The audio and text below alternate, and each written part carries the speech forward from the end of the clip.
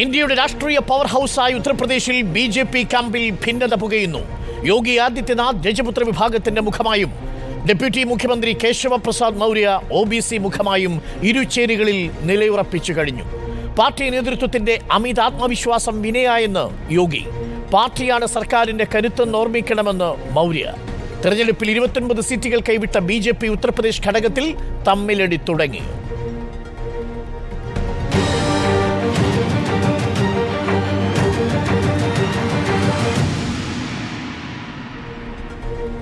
അതിഥികളായി നമുക്കൊപ്പം കോൺഗ്രസിൽ നിന്നും ജ്യോതികുമാർ ചാമക്കാല, CPM-ൽ നിന്നും ജെയ്സി തോമസ്, BJP-ൽ നിന്നും അഡ്വക്കേറ്റ് P കൃഷ്ണദാസ്, രാഷ്ട്രീയ നിരീക്ഷകൻ ഡോക്ടർ ഫസൽ ഗഫൂർ എന്നിവർ ചേരുന്നു. ആദ്യം ജ്യോതികുമാർ ചാമക്കാലയിലേക്ക്. ജ്യോതി, ഇന്നിപ്പോൾ വരുന്ന വാർത്തയനുസരിച്ച് അടുത്ത 10 നിയമസഭാ ഉപതെരഞ്ഞെടുപ്പുകൾ കഴിയുന്നതുവരെ തൽക്കാലം വെടിനിർത്തലിന് ധാരണയായിട്ടുണ്ടെന്നറിയുന്നു. പക്ഷേ അപ്പോഴും പുറത്ത് സാമൂഹിക മാധ്യമങ്ങളിലൂടെയുള്ള വിളിപ്പഴുക്കൽ തുടരുകയാണ്. ഇതിൽ കേശവപ്രസാദ് മൗര്യയുടെ പോസ്റ്റ് വന്നു. ഓർഗനൈസേഷൻ ആണ് സർക്കാരിനേക്കാൾ ശക്തർ, കരുത്തർ എന്ന് ഓർമ്മിക്കണം എന്നാണ് താക്കീത്. ഒരു ഭാഗത്ത് കേശവപ്രസാദ് മൗര്യ, BJP-യുടെ സംസ്ഥാന അധ്യക്ഷൻ ഭൂപേന്ദ്ര ചൗധരി, AP നദ്ദയും കേന്ദ്ര നേതൃത്വവും, മറുഭാഗത്ത് രജപുത്ര വിഭാഗത്തിൻ്റെ മുഖമായി യോഗി ആദിത്യനാഥും. എന്താണ് ബീഹാറിൽ സംഭവിക്കുന്നത്? 29 സീറ്റുകൾ നഷ്ടപ്പെട്ടതിൻ്റെ പരിഭ്രമത്തിലാണോ BJP-യുടെ സംസ്ഥാന ഘടകത്തിൽ ഈ അഭിപ്രായ വ്യത്യാസം രൂപപ്പെടുന്നത്?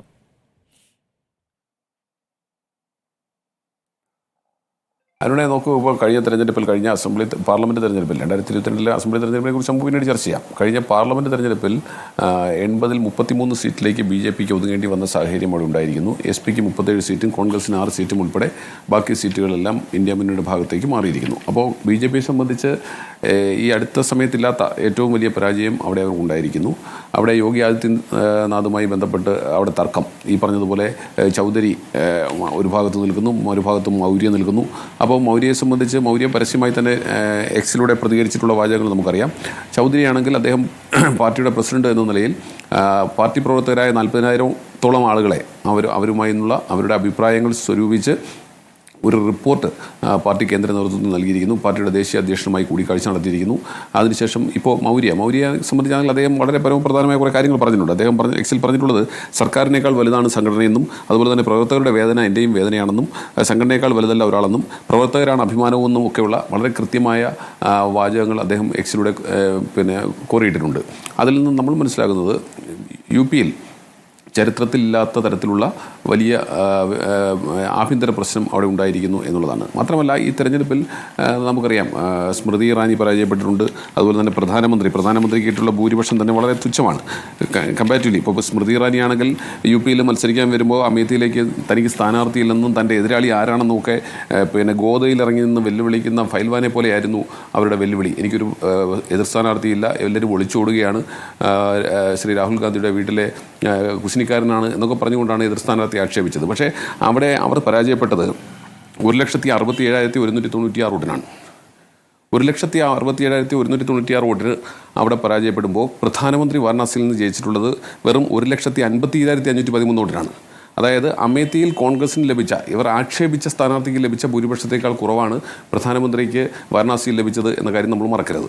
അപ്പോൾ പ്രധാനമന്ത്രിയെ സംബന്ധിച്ചും സ്മൃതി ഇറാനിയെ സംബന്ധിച്ചുമൊക്കെ ദേശീയ നേതൃത്വത്തിൻ്റെ പ്രധാനപ്പെട്ട BJP-യുടെ ഒന്നാമത്തെ മുഖമായി നിൽക്കുന്ന പ്രധാനമന്ത്രിക്ക് പോലും അവിടെ കഷ്ടിച്ച് കടന്നുകൂടാൻ കഴിയുന്ന ഒരു സാഹചര്യം. മറിച്ച് അമേത്തിയിൽ ഉൾപ്പെടെ ഇത്തരത്തിൽ വന്നു. അയോധ്യ ഉൾപ്പെടുന്ന പ്രദേശത്ത് വന്നിട്ടുള്ള ഭൂരിപക്ഷത്തെക്കുറിച്ച് ഞാൻ പ്രത്യേകം പറയേണ്ടതില്ല. 89,312 വോട്ടിനാണ് അയോധ്യ ഉൾപ്പെടുന്ന കോൺസ്റ്റിറ്റ്യുൻസിയിൽ SP-യോട് പരാജയപ്പെട്ടത്.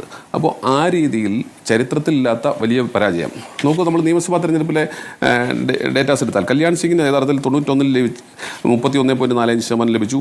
എന്നാൽ 96-ൽ അത് BJP-ക്ക് 32.42% ചരിത്രത്തിൽ ആദ്യമായിട്ടാണ് 2022 തെരഞ്ഞെടുപ്പിൽ 40 എന്ന് പറയുന്ന 40%-ലധികം വോട്ടുകൾ BJP-ക്ക് ലഭിക്കുന്നത്. 41.29% വോട്ട് നേടിയാണ് 2022-ൽ BJP അധികാരത്തിൽ വന്നത്. അതിനുശേഷമാണ് ഇപ്പോൾ വലിയ ഡിക്ലൈൻ ഉണ്ടായിരിക്കുന്നത്. ഈ സീറ്റുകളുടെ എണ്ണം 33-ലേക്ക് ചുരുങ്ങുന്നത്. അപ്പോൾ സ്വാഭാവികമായും അവിടെയുള്ള ചേരിതിരിവുകൾ, യോഗി ആദിത്യനാഥ് ഒരു ഭാഗത്തും ചൗധരിയും മൗര്യയും ഒക്കെ മറുഭാഗത്തുമൊക്കെ ആയിരുന്നുകൊണ്ടുള്ള തൊഴുത്തിൽ കൂത്താട ഉണ്ട്. മാത്രമല്ല, ഇതിനകത്ത് ദേശീയ നേതൃത്വവും കക്ഷികളാണ്. ദേശീയ നേതൃത്വത്തെ ഞാനതിലേക്ക് വരാം. ആ രണ്ടാം ഘട്ടത്തിൽ യോഗി ദേശീയ ആദിത്യനാഥ് നേതൃത്വത്തെ ഇനി എങ്ങനെയാണ് ദേശീയ സംസ്ഥാന നേതൃത്വത്തിലേക്ക് നേതൃത്വം കാണുന്നത്? പ്രത്യേകിച്ച് യോഗി ആദിത്യനാഥും അമിത്ഷായും നരേന്ദ്രമോദിയും തമ്മിലുള്ള അഭിപ്രായ വ്യത്യാസം ഇതൊക്കെ പുറത്തുണ്ടാവുന്ന അഭ്യൂഹങ്ങൾ മാത്രമാണെന്നതാണ് BJPയുടെ വിശദീകരണം. ജെയ്സി തോമസ് നമുക്കൊപ്പമുണ്ട്. ജെയ്സി തോമസ്, നരേന്ദ്രമോദിയുടെ പിൻഗാമിയായി BJP കണ്ടിരുന്നത് യോഗി ആദിത്യനാഥിനെയാണ് എന്ന് നേരത്തെ തന്നെ നമ്മൾ പറയുമായിരുന്നു. പക്ഷേ ഇപ്പോൾ നമ്മൾ മനസ്സിലാക്കുന്നത് യോഗി ആദിത്യനാഥിന് അവിടെ പോപ്പുലാരിറ്റി കിടിവ് സംഭവിച്ചിരിക്കുന്നു എന്നാണ്. നമ്മൾ മനസ്സിലാക്കേണ്ടത് എങ്ങനെയാണ്? യോഗി ആദിത്യനാഥ് തുടക്കത്തിൽ പറയുന്നത് ഇത് പാർട്ടി ഘടകത്തിൻ്റെ സംഘടനയുടെ അമിതാത്മവിശ്വാസമാണ് ഈ വിനയായിരിക്കുന്നത് എന്നാണ്. എന്ന് പറഞ്ഞാൽ ഇവിടെ ഞാനല്ലല്ലോ ക്യാമ്പയിൻ ചെയ്തത്, ഞാൻ പറഞ്ഞവർക്കല്ലല്ലോ നിങ്ങൾ സീറ്റ് കൊടുത്തത്, ബാബ ആർക്കും ടിക്കറ്റ് കൊടുത്തില്ല എന്നാണ് ഈ യോഗി ആദിത്യനാഥിൻ്റെ അനുകൂലിയായിരിക്കുന്ന ഒരു പ്രവർത്തകൻ തന്നെ, ഒരു MLC പ്രവർത്തകൻ തന്നെ കുറിച്ചിരിക്കുന്നത്. അപ്പോൾ കേന്ദ്ര നേതൃത്വത്തിന് എല്ലാ പഴികളും യോഗി ആദിത്യനാഥ് നൽകുമ്പോൾ ഈ പരാജയത്തിൻ്റെ ഉത്തരവാദിത്വം കേന്ദ്ര നേതൃത്വത്തിനാണ്, അമിത്ഷായ്ക്കും നരേന്ദ്രമോദിക്കുമാണെന്ന് പറയാതെ പറയുകയാണോ യോഗി ആദിത്യനാഥ്? അങ്ങനെയാണെങ്കിൽ പാർട്ടിക്കുള്ളിൽ ഒരു വലിയ റിഫ്റ്റ് വരുന്നു. ഈ 10 നിയമസഭാ ഉപതെരഞ്ഞെടുപ്പുകൾക്ക് ശേഷം ഒരുപക്ഷെ ഭരണതലത്തിൽ തന്നെ മാറ്റം വന്നാൽ നമ്മൾ അത്ഭുതപ്പെടാനില്ല എന്ന നിലയിലേക്കാണോ കാര്യങ്ങൾ മാറുന്നത്? എന്താണ് ഉത്തർപ്രദേശിൽ സംഭവിക്കുന്നതെന്നാണ് CPM കണക്കാക്കുന്നത്? നിങ്ങൾ എങ്ങനെയാണ് നിരീക്ഷിക്കുന്നത്? തീർച്ചയായിട്ടും ഏത് രാഷ്ട്രീയ വിദ്യാർത്ഥിയെ സംബന്ധിച്ചിടത്തോളം അത്യന്തം ഗൗരവപൂർണമായ ഒരു കൗതുകവും ജാഗ്രതയും ഒക്കെ നമ്മളോട് ആവശ്യപ്പെടുന്ന സംഭവവികാസങ്ങൾക്കാണ് രാജ്യത്തെ ഹിന്ദി ഹൃദയഭൂമിയുടെ തലസ്ഥാനം എന്ന് സൂചിപ്പിക്കാൻ കഴിയുന്ന UP ഇപ്പോൾ വേദിയായിക്കൊണ്ടിരിക്കുന്നത്. അങ്ങ് സൂചിപ്പിച്ചതുപോലെ 2027 UP നിയമസഭാ തെരഞ്ഞെടുപ്പിന് വേദിയാകാൻ വേണ്ടി പോകുകയാണ്. ഇപ്പോഴത്തെ ലോക്സഭാ തെരഞ്ഞെടുപ്പ് അനന്തരമുള്ള 10 നിയമസഭകളിലെ ഉപതെരഞ്ഞെടുപ്പുകളിലേക്കും UP നടന്നു നീങ്ങാൻ വേണ്ടി പോകുന്നു. ഈ പശ്ചാത്തലത്തിൽ ഞാൻ മനസ്സിലാക്കുന്നത് BJPയുടെ ദേശീയ അധ്യക്ഷൻ കൂടിയായിട്ടുള്ള ശ്രീ JP നദ്ദയുടെ സാന്നിധ്യത്തിൽ നാഷണൽ ലോ യൂണിവേഴ്സിറ്റിയിലോ മറ്റോ ആയിരുന്നു BJPയുടെ വിശാലമായ പ്രവർത്തക യോഗം സംഘടിപ്പിക്കപ്പെട്ടത്. ആ പ്രവർത്തക യോഗത്തെ അഭിസംബോധന ചെയ്യുകയാണ് UP മുഖ്യമന്ത്രി അങ്ങ് സൂചിപ്പിച്ച തരത്തിൽ വ്യാഖ്യാനങ്ങൾക്ക് സാധ്യതയുള്ള പ്രതികരണങ്ങൾ, പ്രയോഗങ്ങൾ നടത്തിയിട്ടുണ്ടായിരുന്നത്. ഇത് ഒറ്റപ്പെട്ട ഒരു പ്രതികരണം, പൊടുതന്നെ സ്ഫോടനാത്മകമായി സംഭവിച്ച ഒന്ന് എന്ന നിലയിലല്ല. ഇത് ക്രമാനുഗതമായി ഇത്തരത്തിലുള്ള പശ്ചാത്തലം അവിടെ ഒരുക്കപ്പെട്ടു വരുന്നുണ്ടായിരുന്നു. അങ്ങ് സൂചിപ്പിച്ചതുപോലെ, വാർത്തകളുടെ വിശദാംശങ്ങൾ ഇടയ്ക്ക് സൂചിപ്പിച്ചതുപോലെ, അവിടുത്തെ ഉപമുഖ്യമന്ത്രിയായിട്ടുള്ള കേശവ പ്രസാദ് മൗര്യ, അതോടൊപ്പം തന്നെ BJPയുടെ UPയിലെ അധ്യക്ഷൻ കൂടിയായിട്ടുള്ള ഭൂപേന്ദ്ര ചൗധരി ഞാൻ മനസ്സിലാക്കുന്നു തെരഞ്ഞെടുപ്പ് റിസൾട്ടാനന്തരം തന്നെ സ്വയം രാജ്യസന്നദ്ധതയെ അറിയിക്കുകയാണ്. കേശവ പ്രസാദ് മൗര്യയാവട്ടെ ഈ തക്കം പാർത്തിരുന്നുകൊണ്ട് യോഗി വിരുദ്ധരുടെ ആകെ ഒരു കൺസോൾട്ടേറ്റഡ് രൂപത്തിന് വേണ്ടി ശ്രമിക്കുകയും ആരും പാർട്ടിക്ക് മുകളിലല്ല എന്ന് സംശയങ്ങൾക്കിടമില്ലാത്ത വണ്ണം യോഗി ആദിത്യനാഥിന് നേരെയുള്ള പരോക്ഷത്തിനപ്പുറം പ്രത്യക്ഷത്തിലുള്ള നേർക്കുനേരെയുള്ള യുദ്ധപ്രഖ്യാപനം നടത്തുകയും ചെയ്തിട്ടുണ്ട്. ചുരുക്കി പറഞ്ഞാൽ, ഇപ്പൊ കോൺഗ്രസിന്റെ പ്രതിനിധി ചില കാര്യങ്ങൾ സൂചിപ്പിച്ചു, ഞാൻ ആവർത്തനത്തിലേക്ക് പോകുന്നില്ല. മുമ്പ് അങ്ങയുടെ തന്നെയുള്ള അനുഭവങ്ങൾ അറിയാം. നമ്മളെല്ലാവരും രാഷ്ട്രീയം ചർച്ച ചെയ്യവേ വിയോജിപ്പുകൾ നിലനിർത്തിക്കൊണ്ട് നമ്മളെല്ലാവരും പറയാറുണ്ടായിരുന്ന ഒരു വാചകമുണ്ട്, ഇന്ത്യയെ സംബന്ധിച്ച് അർത്ഥസമ്പൂർണമായ ഒരു വാചകം. UP will decide what India will be എന്നുള്ളതായിരുന്നു. ഇന്ത്യ എന്താവണമെന്ന് UP തീരുമാനിക്കുമെന്നുള്ളതായിരുന്നു. ആ UPയിലാണ് ഇത്രയും കാലം സംഘപരിവാർ രാഷ്ട്രീയത്തിന്റെ ഏറ്റവും കൂടുതൽ പരീക്ഷണാത്മക രാഷ്ട്രീയ പ്രവർത്തനങ്ങൾക്ക് അവർ തിരഞ്ഞെടുത്തിട്ടുള്ള ഭൂമി, അവർക്ക് അസാധാരണമായ ഭൂരിപക്ഷം കാലാകാലങ്ങളിൽ വർദ്ധിച്ചു വന്നിരുന്ന സ്ഥലം. അവിടെയാണ് മുമ്പ് കോൺഗ്രസിന്റെ പ്രതിനിധി കൂടെ ചൂണ്ടിക്കാണിച്ചിട്ടുള്ള ഇപ്പോഴത്തെ രാഷ്ട്രീയ പരിവർത്തനത്തിന് UP തയ്യാറെടുത്തിട്ടുണ്ടായിരുന്നത്. അത് പൊടുതന്നെ സംഭവിച്ചതാണ് എന്ന് ഞാൻ കരുതുന്നില്ല. ചരിത്രത്തിന്റെ പല ഘട്ടങ്ങളിലും ഇത്തരത്തിലുള്ള ഉദാഹരണങ്ങൾ നമ്മുടെ മുമ്പിലുണ്ട്. ഇപ്പോൾ ലാൽകൃഷ്ണ അദ്വാനിയുടെയും മുരളി മനോഹർ ജോഷിയുടെയും ഉമാഭാരതിയുടെയും ഒക്കെ നേതൃത്വത്തിൽ ഫൈസാബാദിനെ രാം ജന്മഭൂമിയാക്കാനും തർക്കമന്ദിരമാക്കാനും ബാബറിയുടെ മിനാരങ്ങൾ തകർത്തെറിയാനും ഒക്കെ ശ്രമങ്ങൾ നടത്തപ്പെട്ട കാലം നമ്മുടെ മുമ്പിലുണ്ട്. അതിനുശേഷമാണ് ഇന്ത്യയെ ആകെ ഗ്രസിച്ച മലീമസമായ വർഗീയ രാഷ്ട്രീയത്തിന്റെ ഇടമായി ഇപ്പോൾ ഈ UP മാറിയിട്ടുണ്ടായിരുന്നത്. പക്ഷേ അന്നു തന്നെ ഇവരാകെ UP ഉപയോഗിച്ചത് എങ്ങനെ തങ്ങൾക്ക് വിഷലിപ്തമായ വർഗീയ രാഷ്ട്രീയത്തെ ആ മണ്ണിൽ വളർത്തിയെടുക്കാമെന്നുള്ളതായിരുന്നു. ഇപ്പോൾ ഏറ്റവും ഒടുവിൽ വന്നപ്പോഴോ തർക്കമന്ദിരവും രാം ജന്മഭൂമിയും അയോധ്യയും ഒക്കെയായി മാറ്റപ്പെട്ടിട്ടുള്ള ആ മണ്ഡലത്തിലടക്കം പട്ടികജാതി വിഭാഗത്തിൽ ജനിച്ച അവതേഷ് കുമാർ എന്ന സമാജ്വാദി പാർട്ടിയുടെ സ്ഥാനാർത്ഥി, ഇന്ത്യ കൂട്ടായ്മയുടെ പ്രതിനിധിയായിട്ടുള്ള ആള് രാംലല്ല ഇരിക്കുന്ന മണ്ണിൽ തന്നെ ശ്രീരാമ ഭക്തത്തിന്റെ യാഥാർത്ഥ്യജനകമായ മുദ്രാവാക്യങ്ങളെ ഉപയോഗിച്ചുകൊണ്ട് തന്നെ സംഘപരിവാർ രാഷ്ട്രീയത്തെ, വർഗീയതയെ ചെറുത്തു തോൽപ്പിക്കുന്നതിനാണ് നമ്മുടെ രാജ്യം ഈ തെരഞ്ഞെടുപ്പിൽ സാക്ഷ്യം വഹിച്ചത്.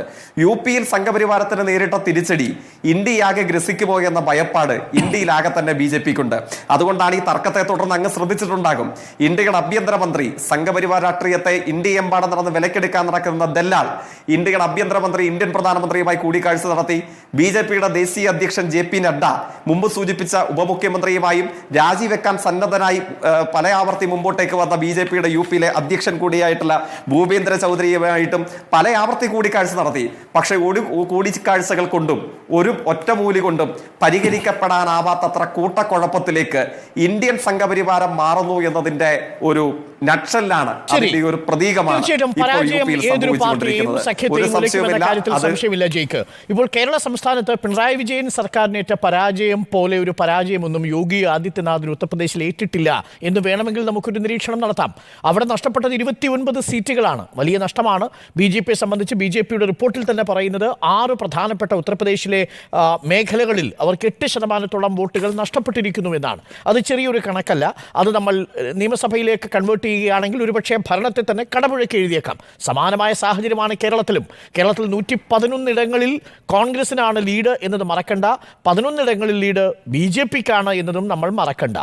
എന്ന് വെച്ചാൽ ഉത്തർപ്രദേശിൽ BJPക്കേറ്റ പരാജയം കേരളത്തിൽ CPM-നേറ്റ പരാജയവുമായി താരതമ്യം ചെയ്താൽ ചെറുതാണ് എന്ന നിരീക്ഷണമാണ് BJP പ്രവർത്തകർ നടത്തുന്നത്. UP-യിലെയും കേരളത്തിലെയും തെരഞ്ഞെടുപ്പ് ഫലങ്ങൾ തമ്മിലുള്ള സമീകരണത്തിന് ഇപ്പോൾ സാധ്യതയുണ്ടോ എനിക്കറിയില്ല. അങ്ങേക്ക് അത്തരമൊരു അഭിപ്രായം ഉണ്ടെങ്കിലാകാം. പക്ഷെ പ്രത്യേകത എന്താണ്? ഇനിയിപ്പോൾ കേരളത്തിലെ തെരഞ്ഞെടുപ്പ് ഫലത്തെ UP-യുമായി താരതമ്യപ്പെടുത്തിക്കൊണ്ട് അങ്ങ് ചില നിരീക്ഷണങ്ങൾ നടത്തി. ഇരിക്കട്ടെ, ഞാനതിനെ പൂർണ്ണമായി തള്ളിക്കളയുകയില്ല.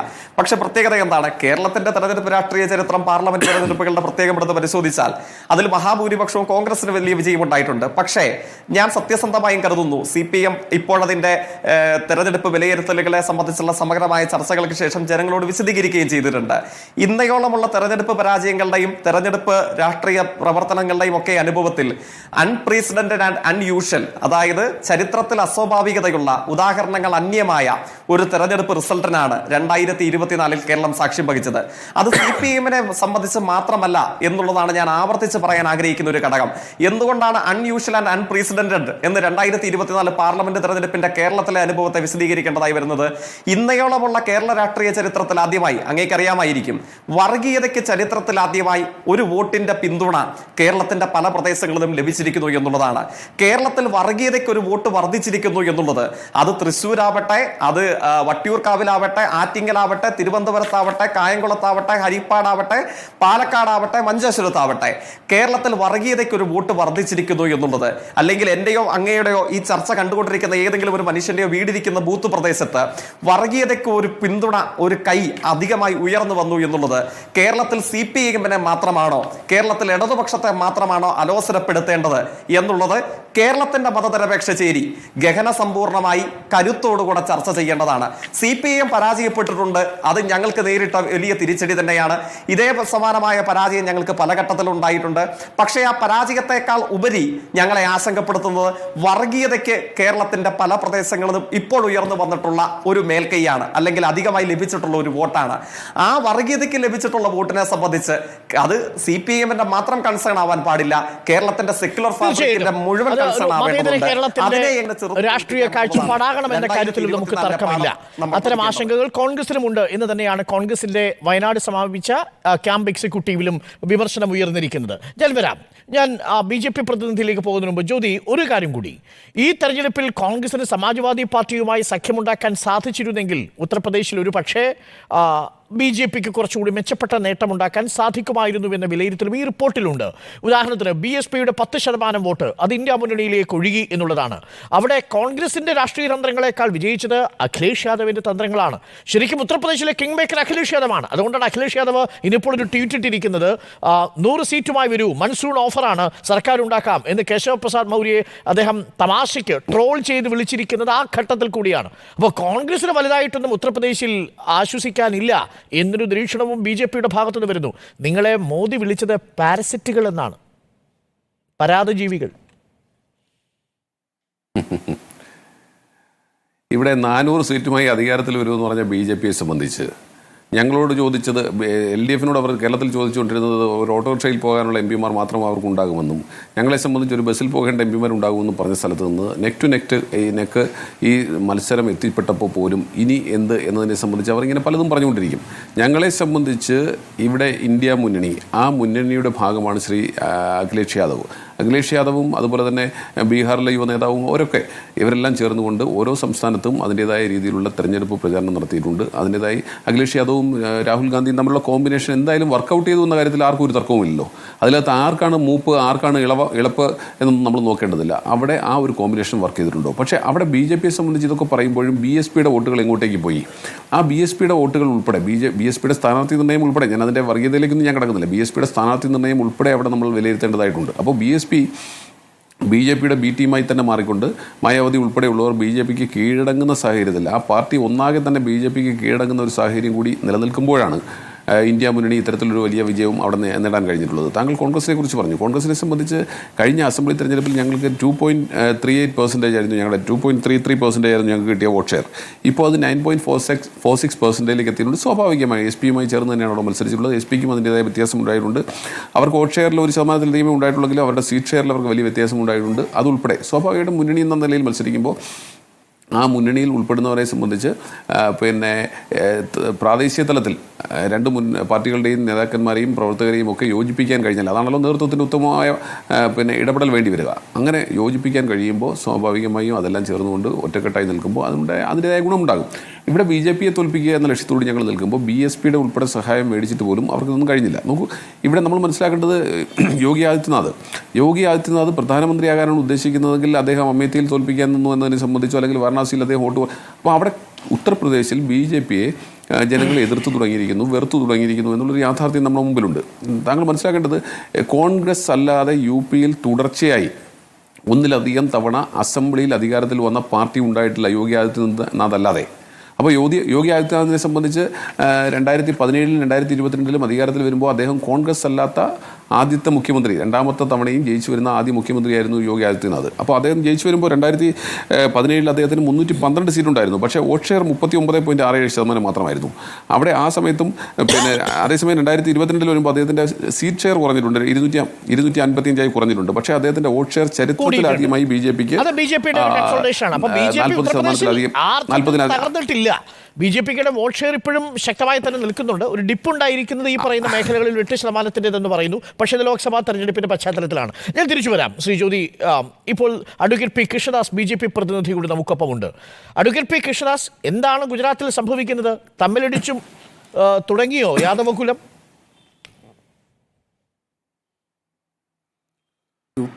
അങ്ങനെ ഒരു വിഷയം BJPക്കകത്തില്ല. പിന്നെ ഏതെങ്കിലും ആളുകൾക്ക് അങ്ങനെ ആഗ്രഹിക്കാം, അതിൽ തെറ്റില്ല. ഇത് രാഷ്ട്രീയമാണ്. രാഷ്ട്രീയത്തിൽ മറ്റുള്ള രാഷ്ട്രീയ പാർട്ടികളിൽ അല്ലെങ്കിൽ എതിരാളികളായിട്ടുള്ള രാഷ്ട്രീയ പാർട്ടികളിൽ പരസ്പരം അടിയുണ്ടാകുന്നു എന്ന് പറയുന്നതിൽ ഒരു സുഖം കണ്ടെത്തുന്ന ആളുകളെ സംബന്ധിച്ച് അങ്ങനെ പറയുന്നതിൽ തെറ്റൊന്നുമില്ല. BJPയെ സംബന്ധിച്ച് ഉത്തർപ്രദേശിൽ ഡെപ്യൂട്ടി മുഖ്യമന്ത്രി, സർക്കാരിന് പിന്നിലാണ് പാർട്ടിയുണ്ട്, അത് കരുത്താണ്, organisation is stronger than the government, it is more important than the government എന്നൊരു സ്റ്റേറ്റ്മെന്റ് പറഞ്ഞത് എന്തിനായിരിക്കും? അത് ശരിയല്ലേ? അത് ഏത് സർക്കാരിനെ സംബന്ധിച്ചും അങ്ങനെ തന്നെയാണ്, അത് BJPയെ സംബന്ധിച്ചും അങ്ങനെ തന്നെയാണ്. പ്രത്യേകിച്ച് ഒരു കേഡർ രാഷ്ട്രീയ പാർട്ടിയെ സംബന്ധിച്ചിടത്തോളം അവർ ഭരിക്കുന്ന സമയത്താണെങ്കിലും ഭരിക്കാത്ത സമയത്താണെങ്കിലും അഭിപ്രായ വ്യത്യാസമില്ലാതെ പ്രധാനപ്പെട്ട ആ സർക്കാരിന്റെ ഡെപ്യൂട്ടി മുഖ്യമന്ത്രി പാർട്ടിയാണ് ഈ സർക്കാരിനേക്കാൾ ശക്തർ, കരുത്തർ എന്നത് ഓർമ്മിക്കണം, പ്രധാനം എന്ന് ഓർമ്മിക്കണം എന്ന് ഓർമ്മിപ്പിക്കുന്നത് എന്തിനായിരിക്കും? ശ്രീ അരുൺ, അതാണ് ഞാൻ സൂചിപ്പിച്ചത്. ഒരു BJP ഒരു കേഡർ പാർട്ടിയാണ്. പ്രവർത്തകരാണെങ്കിലും അതിൻ്റെ പ്രവർത്തനങ്ങളാണെങ്കിലും അതിൻ്റെ സംഘടനാ സംവിധാനമാണെങ്കിലും ഞങ്ങൾ പാർട്ടി സംവിധാനത്തിൻ്റെ അകത്ത് നിന്നുകൊണ്ട് പാർട്ടിക്ക് വേണ്ടി പാർട്ടി നിർദ്ദേശിക്കുന്ന തരത്തിൽ പ്രവർത്തിക്കുന്ന ആളുകളാണ് ഈ പാർട്ടിയിലുള്ളത്. അപ്പോൾ സ്വാഭാവികമായും അങ്ങനെയുള്ള ആളുകളുടെ പാർട്ടി എന്നുള്ള നിലക്ക് പാർട്ടിക്കാണ് പ്രധാനപ്പെട്ട റോളുള്ളത്. സർക്കാർ നിയന്ത്രിക്കുന്ന കാര്യത്തിലാണെങ്കിലും സർക്കാരുകളെ വേണ്ടി പ്രവർത്തനം നടത്തുന്ന കാര്യത്തിലാണെങ്കിലും സർക്കാർ രൂപീകരണവുമായി ബന്ധപ്പെട്ടുകൊണ്ടാണ് എല്ലാ പാർട്ടികളല്ലേ തീരുമാനിക്കുന്നത്. ഏത് പൊളിറ്റിക്കൽ പാർട്ടിയെ സംബന്ധിച്ചും അങ്ങനെ തന്നെയാണ്.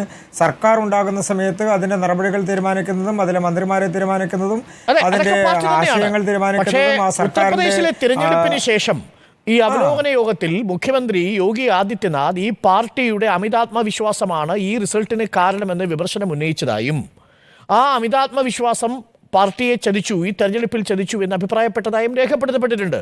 അതിനുള്ള മറുപടിയായിട്ടാണ് ഇപ്പോൾ ഈ മൗര്യയുടെ സ്റ്റേറ്റ്മെൻറ്റ് വന്നിരിക്കുന്നത്. കേശവ പ്രസാദ് മൗര്യ പറയുന്നത് organisation is bigger than the government എന്നാണ്. എന്ന് പറയുമ്പോൾ അത് മുഖ്യമന്ത്രിക്കിട്ടുള്ള കുത്തല്ലേ?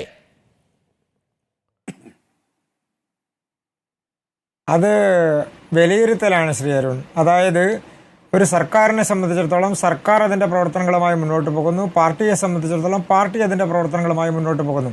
അത് ആര് പറഞ്ഞു എന്നുള്ളതായാലും ഇനി ആര് പറഞ്ഞില്ല എന്നുള്ളതായാലും പാർട്ടിയുടെ പ്രവർത്തനത്തെ സംബന്ധിച്ചും സർക്കാരിൻ്റെ പ്രവർത്തനത്തെ സംബന്ധിച്ചും ഒരുമിച്ചിരുന്നു കൊണ്ടും വ്യത്യസ്തമായിരുന്നു കൊണ്ടുമുള്ള വിലയിരുത്തൽ നടത്തുമ്പോൾ സ്വാഭാവികമായും ഗവൺമെൻറ്റിൻ്റെ പ്രവർത്തനം ഗവൺമെൻറ്റിൻ്റെതായി വിലയിരുത്തും, പാർട്ടിയുടേതായിട്ടുള്ള പ്രവർത്തനം പാർട്ടിയുടേതായി വിലയിരുത്തും.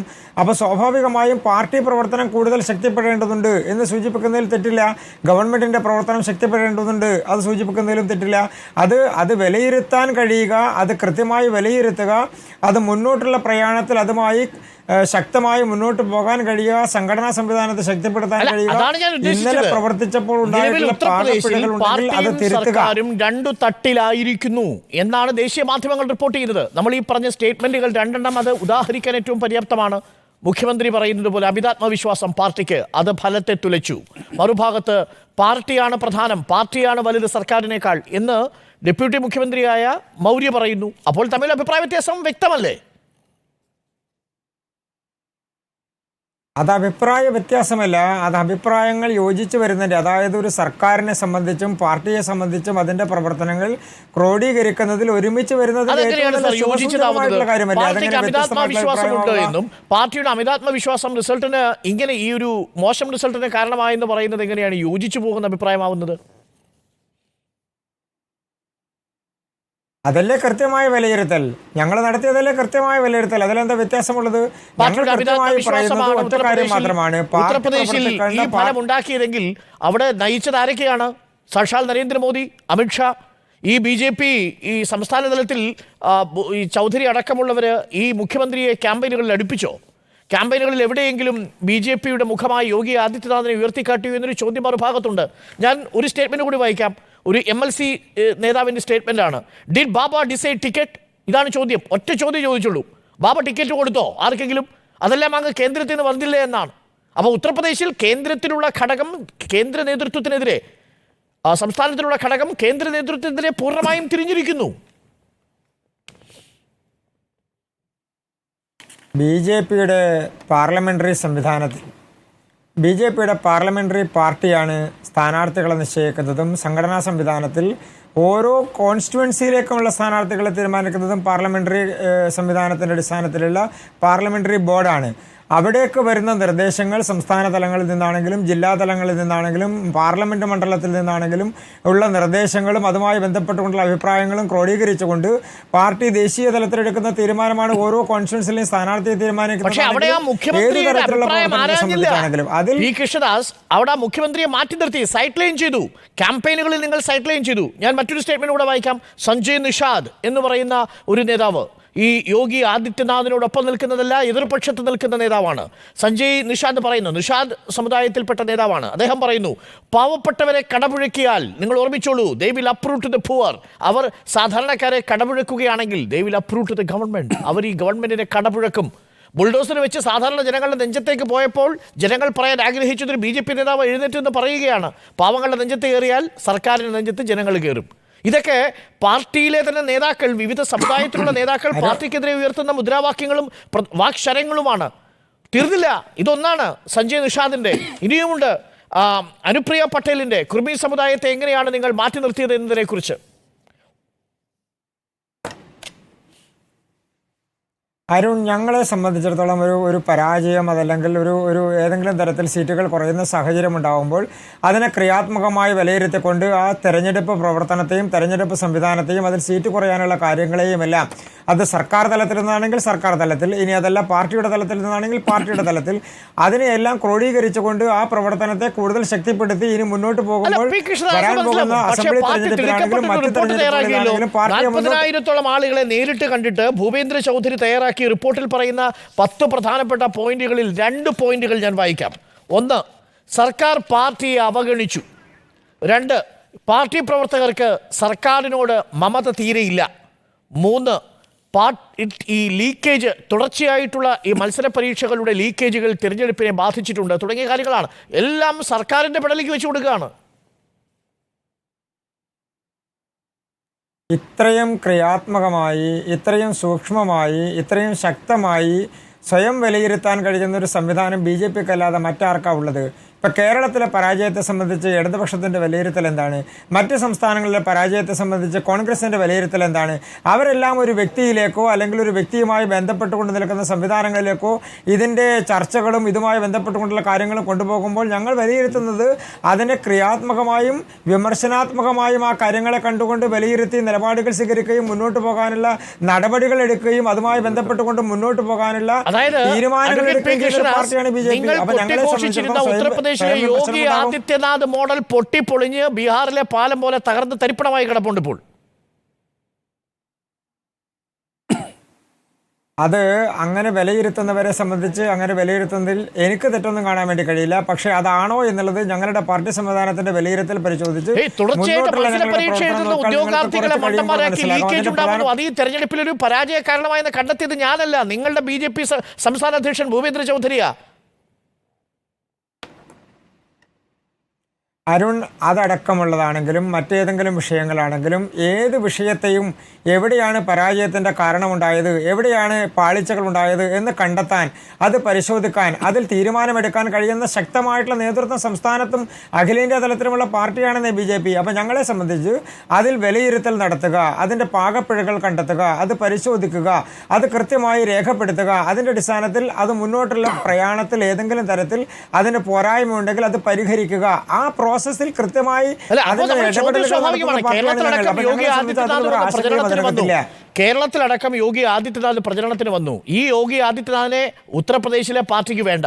ഉത്തർപ്രദേശിലെ പാർട്ടി നേതൃത്വം ഈ സർക്കാരിനെ അവഗണിക്കുന്നു. കാരണം എന്താ? ഈ സർക്കാർ പാർട്ടിക്കാരെ ഗൗനിക്കുന്നില്ല. കുറച്ച് ഉദ്യോഗസ്ഥന്മാരും ബുൾഡോസറും ഉണ്ടെങ്കിൽ ഭരണം നടത്താമെന്നാണ് യോഗി ആദിത്യനാഥിന്റെ വിചാരം. അതാണ് പാർട്ടി നേതൃത്വം കണ്ടെത്തുന്നത്. ആ യോഗി ആദിത്യനാഥിനെ കൊണ്ടുവന്ന് കേരളത്തിൽ ക്യാമ്പയിൻ ചെയ്തിട്ട് വല്ല കാര്യമുണ്ടോ അഡ്വക്കേറ്റ് P. കൃഷ്ണദാസ്? നിങ്ങളുടെ പാർട്ടിയിലേക്ക് ഉത്തർപ്രദേശിൽ വേണ്ട.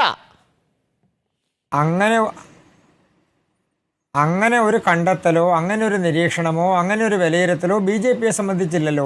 ഞങ്ങളുടെ ഏറ്റവും മുതിർന്ന ദേശീയ തലത്തിലുള്ള ഏറ്റവും പ്രധാനപ്പെട്ട നേതാക്കന്മാരെ എടുത്താൽ അതിൽ ഏറ്റവും പ്രധാനപ്പെട്ട നേതാക്കന്മാരിൽ ഒരാളാണ് ശ്രീ യോഗി ആദിത്യനാഥ്. അദ്ദേഹം കേരളം അടക്കമുള്ള സംസ്ഥാനങ്ങളിൽ പ്രചരണം നടത്തിയിട്ടുണ്ട്, കേരളത്തിന് പുറത്തുള്ള സംസ്ഥാനങ്ങളിൽ പ്രചരണം നടത്തിയിട്ടുണ്ട്. ദേശീയ തലത്തിൽ പ്രചരണം നടത്തുന്ന പ്രധാനപ്പെട്ട ഒരു മുഖമാണ് BJPയുടെ യോഗി ആദിത്യനാഥ്. പോലും അതൃപ്തിയുണ്ടാക്കിയ ഒരു ഭരണം കാഴ്ചവെച്ച യോഗി ആദിത്യനാഥിൽ നിന്ന് കേരളത്തിന് പഠിക്കാനുള്ളത് എന്താണ് സാർ?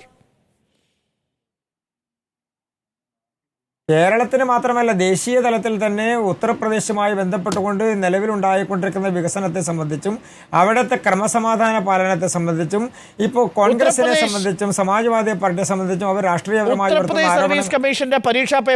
ഉയർത്തുന്ന ആരോപണങ്ങളെക്കാൾ ഉത്തർപ്രദേശിലെ രാംലല്ലയിൽ ചോർച്ചയുണ്ടായി. ഈ രാംലല്ല വിഗ്രഹത്തിന് മുകളിലേക്ക് മഴ പെയ്തപ്പോൾ ചോർച്ചയുണ്ടായതോ? അവിടെ അയോധ്യയിൽ സ്ഥലമേറ്റെടുക്കലിന് പാവങ്ങളെ പറ്റിച്ചതോ? അവിടെയുള്ളവർക്ക് കിടപ്പാടങ്ങൾ കൊടുക്കാതെ പോയതോ? ബുൾഡോസർ കൊണ്ട് സാധാരണക്കാരൻ ജനങ്ങളുടെ മുകളിലേക്ക് കയറിയതോ? എന്താണ് ഉത്തർപ്രദേശിൽ നമുക്ക് കണ്ടുപഠിക്കാൻ എന്തുണ്ട് എന്നൊരു ചോദ്യം കൂടി ബാധകമല്ലേ? അവിടെയാണ് എൻ്റെ ചോദ്യം. ഉത്തർപ്രദേശിൽ ഉണ്ടാവുന്ന ആഭ്യന്തര കലഹം കൊടുക്കുന്ന മെസ്സേജ് എന്താണ്? UP is a wrong model, UP തെറ്റായൊരു മോഡലാണെന്നല്ലേ? ഉത്തർപ്രദേശ് തെറ്റാണോ ഉത്തർപ്രദേശ് ശരിയാണോ എന്ന് തീരുമാനിക്കുന്നത് കേരളത്തിലിരുന്ന് ചാനലിലിരുന്ന് ചർച്ച ചെയ്യുന്ന ഞാനോ നിങ്ങളോ അല്ലല്ലോ. അത് അവിടുത്തെ ആളുകൾ അത് വിലയിരുത്തട്ടെ. അവിടെ നടക്കുന്ന രാഷ്ട്രീയ മാറ്റങ്ങളും അവിടെ നടക്കുന്ന സാമൂഹികപരമായിട്ടുള്ള മാറ്റങ്ങളും അതിനെ സംബന്ധിച്ച് അവിടുത്തെ ജനത്തിന് അതിൻ്റെതായിട്ടുള്ള കാഴ്ചപ്പാടുണ്ടല്ലോ. അതിൽ BJPക്ക് സീറ്റ് കുറഞ്ഞോ, BJPക്ക് സീറ്റ് കൂടിയോ? ഞാനൊന്ന് പൂർത്തിയാക്കട്ടെ. ശരി, പൂർത്തിയാക്കിക്കോളൂ. അതിനെ സംബന്ധിച്ച് നമ്മൾ വിലയിരുത്തുമ്പോൾ അരുൺ നേരത്തെ ചോദിച്ച ചോദ്യം പ്രസക്തമാണ്. കേരളത്തിലെ പരാജയത്തിന് CPMന്റെ നിലപാട് എന്താണ്? CPM പ്രതിനിധിയുടെ നിലപാട് എന്താണ്? കോൺഗ്രസിന്റെ 13 സംസ്ഥാനങ്ങളിൽ അവർ വട്ടപൂജ്യമായതിന് കോൺഗ്രസിന്റെ പ്രതിനിധിയുടെ നിലപാട് എന്താണ്? അപ്പോൾ കോൺഗ്രസിന്റെ പരാജയത്തെ സംബന്ധിച്ച് ഇടതുപക്ഷത്തിന്റെ പരാജയത്തെ സംബന്ധിച്ച് അവർക്കൊന്നും പറയാനില്ല. BJP ചർച്ച ചെയ്യപ്പെടുന്നതിൽ, BJPയുടെ പരാജയം ചർച്ച ചെയ്യപ്പെടുന്നതിൽ, BJPക്ക് സീറ്റ് കുറച്ച് ചർച്ച ചെയ്യപ്പെടുന്നതിൽ ഞങ്ങൾക്ക് വ്യവരാതിയില്ലെന്നേ. അത് മറ്റുള്ളവർ ചർച്ച ചെയ്താലും ഞങ്ങൾ ആ ചർച്ച ചെയ്യുന്നതിൻ്റെ അന്തസത്ത ഉൾക്കൊണ്ടുകൊണ്ട് അതിൻ്റെ വശങ്ങൾ ഉൾക്കൊണ്ടുകൊണ്ട് മുന്നോട്ട് പോകാൻ ശക്തിയുള്ള കെൽപ്പുള്ള പാർട്ടിയാണ് BJP. അതുകൊണ്ട് അതിലൊന്നും ഞങ്ങൾക്ക് ഒരാശങ്കയുമില്ല. ഉത്തർപ്രദേശിൽ ഇപ്പോൾ കാണുന്ന രാഷ്ട്രീയ മാറ്റം അല്ലെങ്കിൽ രാഷ്ട്രീയപരമായി ഉണ്ടായിട്ടുള്ള സീറ്റുകളുടെ കുറവ് എന്നുള്ളത് അടുത്ത തവണ പരിഹരിക്കാൻ കഴിയുന്ന തരത്തിൽ ശക്തമായി മുന്നോട്ട് പോകാൻ കഴിയുന്ന സർക്കാരിൻ്റെതും പാർട്ടിയുടേതുമായിട്ടുള്ള സംവിധാനം മുന്നോട്ട് കൊണ്ടുപോകുന്ന ഒരു പാർട്ടിയാണ് ഞങ്ങൾ. അതുകൊണ്ട് ഞങ്ങൾക്ക് ഒരു വേവലാതിയും ആ കാര്യത്തിൽ നടത്തില്ല. ഒരു വേവലാതി നിങ്ങൾക്ക് നേരിട്ടുള്ള ചോദ്യം ഇതാണ്. ഉത്തർപ്രദേശിൽ പരാജയപ്പെടുത്തിയത് ആരാണ്? യോഗി ആദിത്യനാഥിന്റെ നേതൃത്വത്തിലുള്ള ഭരണമാണോ, ഭൂപേന്ദ്ര ചൗധരിയുടെയും അമിത്ഷായുടെയും JP നദ്ദയുടെയും നേതൃത്വത്തിലുള്ള പാർട്ടി സംവിധാനമാണോ? സ്ട്രെയിറ്റ് ക്വസ്റ്റ്യനാ. ഇത് രണ്ടുമല്ല ശ്രീ അരുൺ. ഉത്തർപ്രദേശിനെ സംബന്ധിച്ചിടത്തോളം കഴിഞ്ഞ കാലഘട്ടങ്ങളിൽ ചതുഷ്കോണ മത്സരമോ ത്രികോണ മത്സരങ്ങളോ നടന്നിരുന്ന കാലഘട്ടത്തിൽ നിന്ന് ഈ തവണ കോൺഗ്രസ്സുകാരനും ഇടതുപക്ഷക്കാരനും SP ആണെങ്കിലും മറ്റ് രാഷ്ട്രീയ പാർട്ടികളാണെങ്കിലും എല്ലാവരും ഒരുമിച്ച് BJPക്കെതിരായിട്ടുള്ള ഒരൊറ്റ മുന്നണിയായി നിന്നുകൊണ്ട് BJP പരാജയപ്പെടുത്തുക എന്നുള്ള ഏക അജണ്ടയിലേക്ക് വന്നപ്പോൾ അവിടെ ഉണ്ടായിട്ടുള്ള ചില മാറ്റങ്ങൾ, രാഷ്ട്രീയ മാറ്റങ്ങൾ മാത്രമാണ്.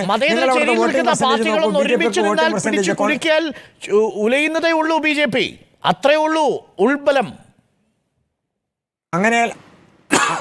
അങ്ങനെയല്ല അതിൻ്റെ അർത്ഥം കാണേണ്ടത് ശ്രീ അരുൺ. BJPയെ സംബന്ധിച്ചിടത്തോളം ഞങ്ങളുടെ വോട്ടിംഗ് പെർസെൻറ്റേജ് ചെറിയ വ്യത്യാസത്തിൽ മാത്രമേ വോട്ടിംഗ് പെർസെൻറ്റേജിൽ ഉണ്ടായിട്ടുള്ളൂ. BJPയുടെ വോട്ടിംഗ് പെർസെൻറ്റേജ് ഇപ്പോഴും 41.37%. ഏതാണ്ട് 50-നോട് അടുക്കാൻ അത്ര വലിയ പ്രയാസമുള്ള സ്ഥലമല്ല ഉത്തർപ്രദേശ്. ഉത്തർപ്രദേശിൽ ഏതെങ്കിലും ഒരു താൽക്കാലികമായി ഉണ്ടാകുന്ന ഒരു പ്രതിഭാസത്തിന്റെ അടിസ്ഥാനത്തിൽ ഉണ്ടാകുന്ന ചെറിയ ചെറിയ വോട്ടുകൾ മാറുന്നു. BJP വിലയിരുത്തുന്നത് മാത്രവുമല്ല, ആത്മാർത്ഥമായിട്ടുള്ള വിലയിരുത്തൽ ഉണ്ടാവും.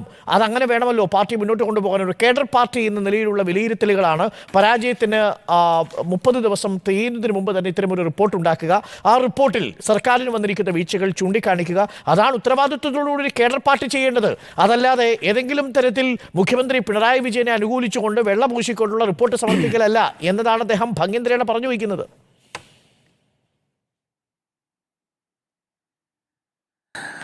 അങ്ങയുടെ ചോദ്യത്തിന്റെ അവസാന ഭാഗം പ്രത്യേക പരാമർശം അറിയിക്കുന്നതാണ്. ഇരിക്കട്ടെ, ഞാൻ അതിലേക്ക് വരാം.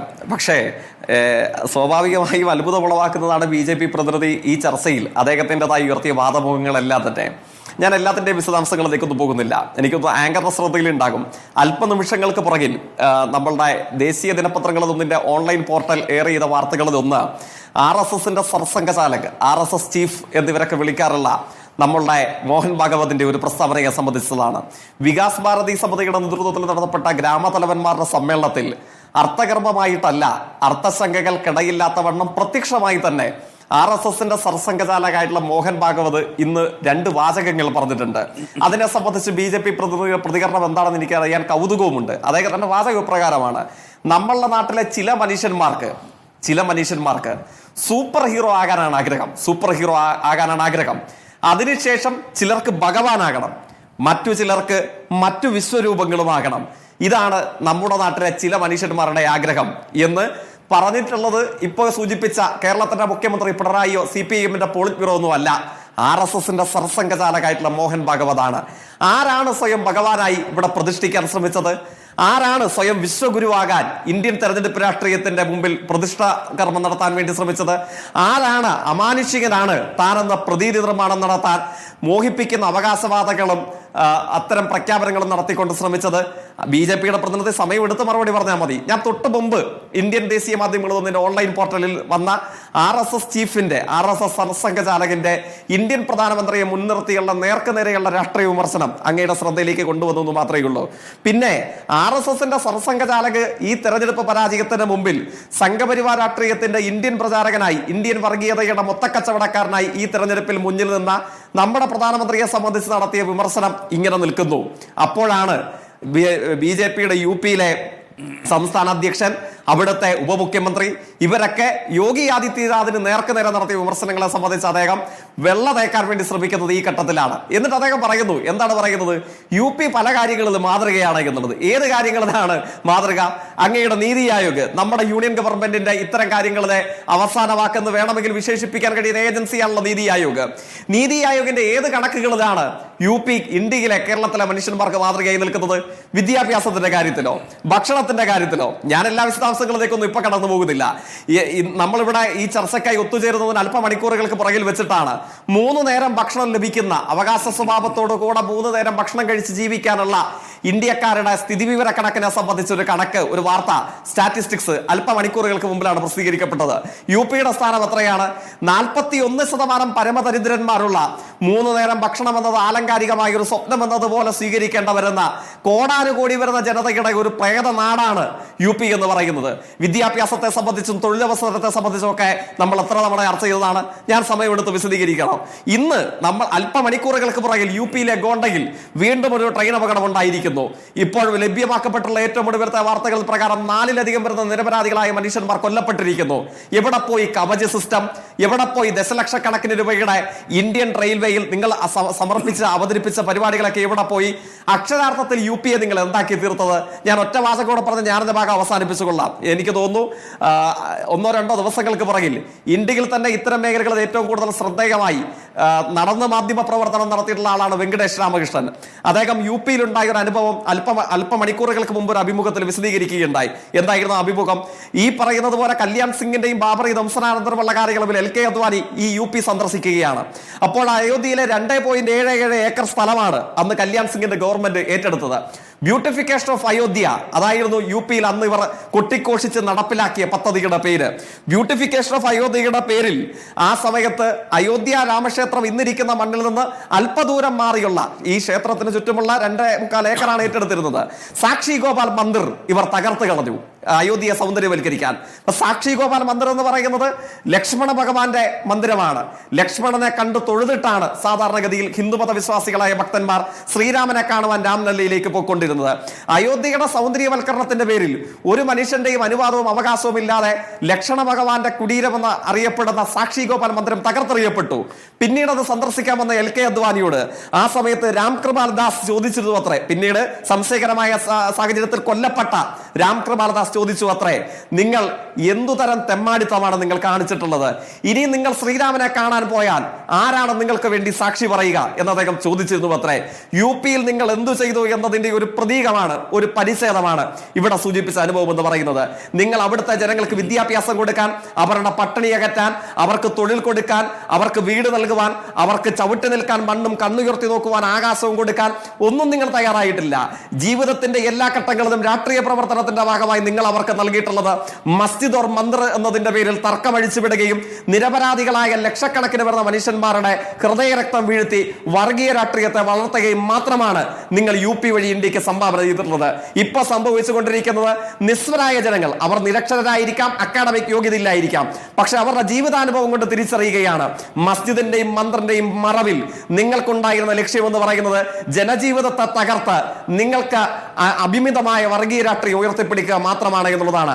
അതുകൊണ്ടാണ് രാംലല്ല ഉൾക്കൊള്ളുന്ന മന്ദിരത്തിൽ നിന്നും RSSന്റെ പതനത്തിന് അവർ നേതൃത്വമായത്. ഇന്ത്യ അഭിമാനത്തോടുകൂടെ ഇന്ന് തിരിച്ചറിയുകയാണ്.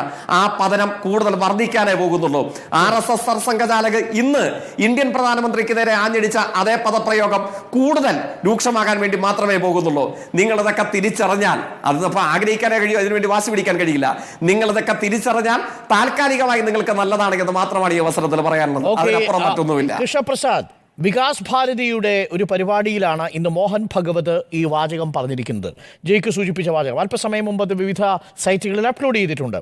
ആ പ്രസംഗത്തിൽ പറയുന്ന ഒരു കാര്യം ഇതാണ്: in the course of development a man want to become superman. ഒരു മനുഷ്യൻ അവൻ്റെ ആത്മാവികസനത്തിൻ്റെ ഭാഗമായി അവൻ ഒരു പക്ഷേ സൂപ്പർമാൻ ആകാൻ ആഗ്രഹം പ്രകടിപ്പിക്കും. ദെൻ ദേവത, ദൈവമാകാൻ, ആൻഡ് ഭഗവാൻ, ആൻഡ് ആസ്പയർ ഫോർ വിശ്വരൂപ്. ഇതൊക്കെ ആരെ ഉദ്ദേശിച്ചാണ് അഡ്വക്കേറ്റ് പി കൃഷ്ണദാസ്? ഭഗവാനാകാൻ, വിശ്വരൂപം ആഗ്രഹിക്കാൻ, സൂപ്പർമാനാകാൻ ഒക്കെ ആഗ്രഹിക്കുന്ന ഒരേ ഒരാൾ മാത്രമല്ലേ ഇന്ന് ഇന്ത്യയിൽ ജീവിച്ചിരിപ്പുള്ളൂ?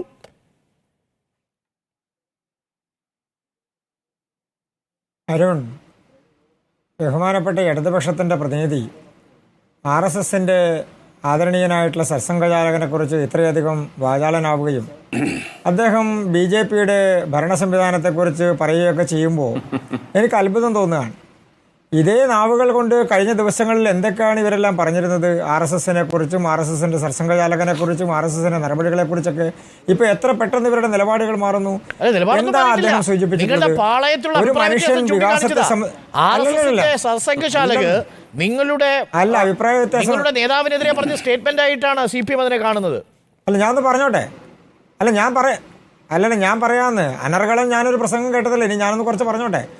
അതായത് ഈ സംവിധാനത്തിൽ നമ്മുടെ രാജ്യത്തിൻ്റെ വികസനവുമായി ബന്ധപ്പെട്ടുകൊണ്ട് ഒരു വ്യക്തി എന്നുള്ള നിലക്ക് ഞാനാണെങ്കിലും നിങ്ങളാണെങ്കിലും ഭരണകർത്താക്കളാണെങ്കിലും ആരാണെങ്കിലും, അത് കേരളത്തിൻ്റെ മുഖ്യമന്ത്രി അടക്കമുള്ള ആളാണെങ്കിലും ഒരു വികസന നടപടികളുമായി മുന്നോട്ട് പോകുന്ന സമയത്ത് ആ ആൾക്കുണ്ടാകുന്ന ശക്തിയോ ആ ആൾക്കുണ്ടാകുന്ന നിലപാടുകളോ അത് പ്രകടിപ്പിക്കുന്നതിലോ അത് മുന്നോട്ട് വെക്കുന്നതിലോ എന്താ തെറ്റുള്ളത് എന്ന് ഒരാൾ ചോദിച്ചാൽ, അല്ലെങ്കിൽ ഒരു സംവിധാനത്തിൻ്റെ ആശയത്തെക്കുറിച്ച് രൂപപ്പെടുത്തി പറഞ്ഞാൽ അതിലെന്താ തെറ്റുള്ളത്? അത് ഗുണകരമായി കാണുകയല്ലേ വേണ്ടത്.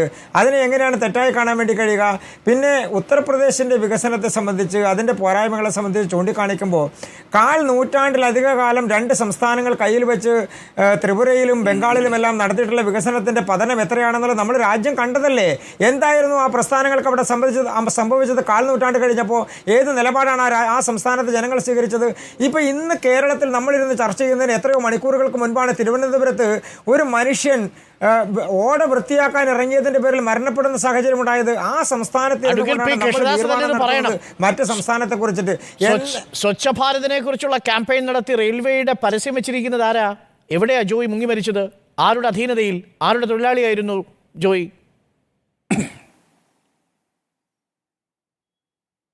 ശ്രീ അരുൺ, അതിന്റെ സ്ഥലപരിമിതിയെ സംബന്ധിച്ച് റെയിൽവേ പൈസ കൊടുത്തിട്ടില്ല. റെയിൽവേയുടെ തൊഴിലാളി മരണപ്പെട്ടിട്ട് ബോധ്യപ്പെട്ടതല്ലേ? അതൊക്കെ ബോധ്യപ്പെട്ടതല്ലേ? റെയിൽവേ കൊടുത്തോ റെയിൽവേ കൊടുത്തില്ലോ എന്നൊക്കെ ഉള്ളത് റെയിൽവേ ബോധ്യപ്പെടുത്തിയിട്ടുണ്ടല്ലോ. മേയർ പറഞ്ഞതിനെ സംബന്ധിച്ച് റെയിൽവേ ഞാൻ അതിലേക്കൊന്നും കടക്കാൻ വേണ്ടി ആഗ്രഹിക്കുന്നത്. ഇതൊക്കെ നാട്ടുകാർ കണ്ടുകൊണ്ടിരിക്കുകയല്ലേ, ജനങ്ങൾ കണ്ടുകൊണ്ടിരിക്കുകയല്ലേ. റെയിൽവേയുടെ 100, 150, 200 മീറ്റർ വരുന്ന സ്ഥലത്താണ് ഇതെല്ലാം സംഭവിച്ചത് എന്ന് പറയാൻ വേണ്ടി ശ്രമിക്കുന്നതിനെ സംബന്ധിച്ച്